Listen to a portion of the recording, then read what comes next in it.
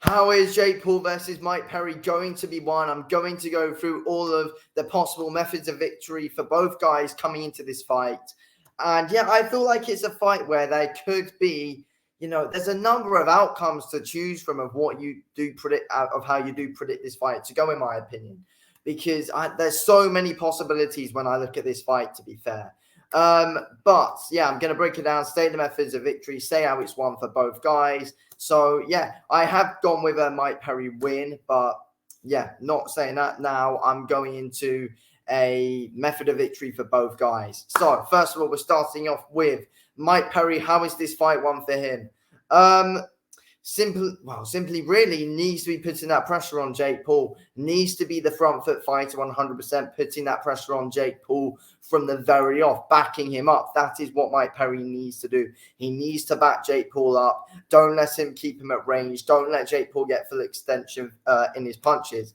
Can't let that happen. Needs to, find ways around that jab from Jake Paul and, get on that inside. And we know Mike Perry's very good at doing that. So that's definitely going to be, a big thing that Mike Perry's going to do. He needs to come out as the front foot fighter and push Jake Paul onto that back foot, because I think Jake will struggle a bit once he does get put on the back foot. I think he does struggle when the pressure is really getting put on him and he's fighting someone with a good high punch volume. Perry's going to put it on him. He's going to be swinging some good wild shots, and I think it can confuse Jake Paul while he's getting backed up on that back foot. So I think Mike Perry needs to come out strong on that front foot from the very off, 100% in my opinion.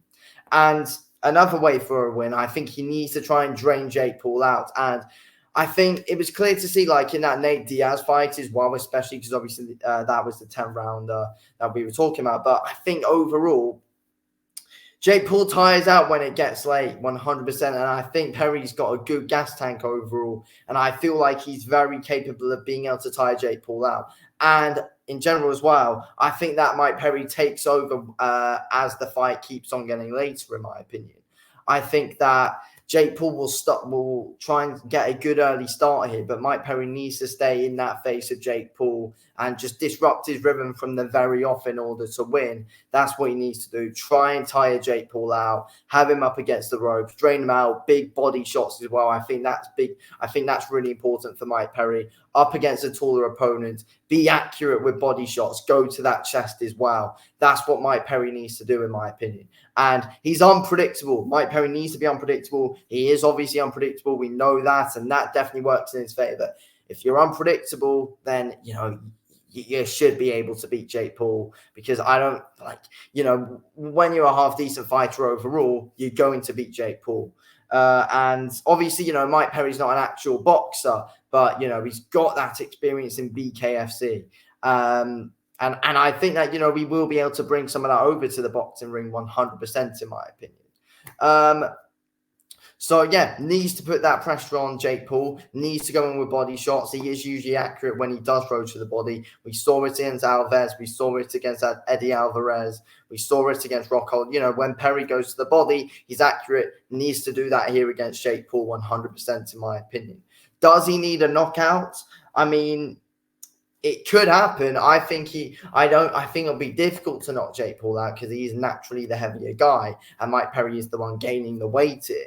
But I think he's definitely got enough power to beat down Jake Paul for the majority of the fight, 100%. But he needs to be consistent, staying in that face of Jake Paul and not taking a backward step. And that's what I believe Mike Perry will do. I don't think he'll take a backward step. Stay in Jake Paul's face. And we know Mike Perry can take a shot and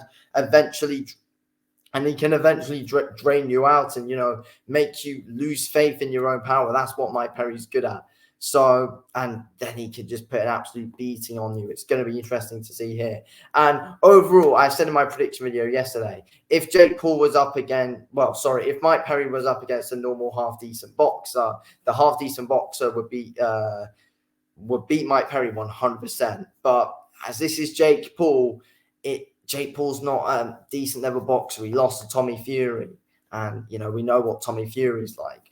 This is winnable for Mike Perry. 100% it is. I think Mike Perry's got a style that can beat Jake Paul 100%. We'll back him up. He won't be he won't be a moving punch man. Mike Perry needs to be moving around, staying in the face of Jake Paul. And yeah, that's what he needs to do. Next up, Jake Paul's methods of victory. So it's interesting because Jake Paul might have to try and knock out Mike Perry early on in this fight. Jake Paul's going to have to try and keep Mike Perry at bay with that jab and, you know, try and pick off his shots. That's what Jake Paul needs to do in this fight. Keep Perry at bay, pick off his shots, and, you know, you never know. He could eventually land something to get Perry out of there. I mean, it's going to be really difficult too, though. But I don't think he'll be able to knock Perry's spark out, but you never know. He could force a stoppage. Cut Mike Perry open, try and use that jab, try and target an elbow or not an elbow, like an eyebrow of Mike Perry or something. Try and make that badly cut or something. That's what Jake Paul needs to do. Try and keep that jab out consistently. Don't let Jake Paul needs to use that. Needs to use his footwork. It has been improving, to be fair to him. Needs to use his footwork and keep that jab long. Keep it out and target somewhere like an eyebrow, and, you know, try and make that cut open, because you never know. The ref could be forced in to stop the fight. But again, though, on to the other point. I think I was saying that. I started talking about something else. Yeah, but Jake Paul might need to do that early. Jake Paul might need to do that early. Try and get Mike Perry out of there early. Try and cause like an early doctor stoppage or something. That's what he might do. Try and tee off in an eyebrow and, you know, get your shots in. Try and lean on Mike Perry a bit as well. Clinch a bit. Try and, you know, tire out Mike Perry. I think, you know, both guys need to try and tire each other out in order to win.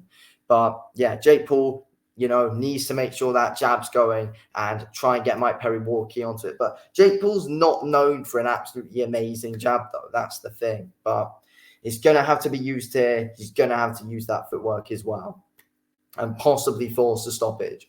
As well, though, Jake Paul could possibly box his way to victory. That's another thing, in my opinion. He could box his way to victory. Has to be behind that jab, of course, 100%. The jab has to be used throughout. But, you know, Jake Paul might not look for a knockout. He might just be trying to outbox Perry, you know, good jabs to the body, then try and go up top and just, you know, move around a lot, keep Mike Perry off him, and, you know, try and mix things up a bit. That's what Jake Paul needs to do. Try and be confusing.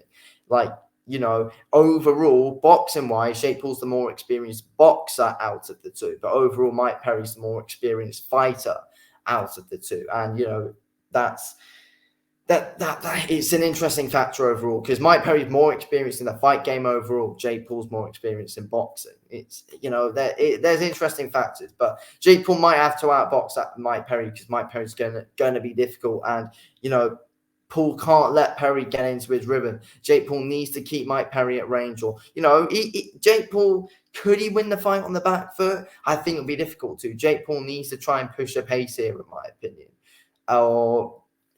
That's what Jake Paul needs to do. He needs to try and push the pace of the fight, or just try and dictate the pace with the jab and try and box his way to a victory. That's what I think Jake Paul needs to do. It's going to be interesting to watch, in my opinion. I'm going with a Mike Perry win, but let's see what happens. Anyway, I'm going to speak to you on the next one. Thanks for watching. Peace out.